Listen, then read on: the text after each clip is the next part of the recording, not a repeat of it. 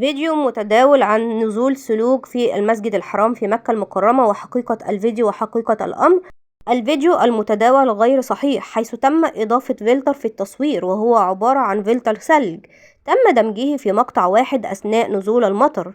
والفيديو المتداول بعنوان لأول مرة سلوك في مكة المكرمة 1/1/2023 غير صحيح. والمقاطع المتداولة عبر التيك توك معدلة رقميا ولا صحة لها.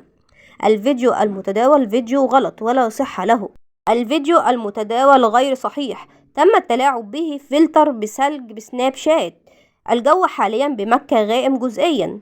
أعزائي المتابعين، وبكده بنكون وضحنا حقيقة الأمر، وهو حقيقة الفيديو المتداول على التيك توك وهو فيديو غير صحيح. دمتم بأمان الله وإلى اللقاء، والسلام عليكم ورحمة الله وبركاته.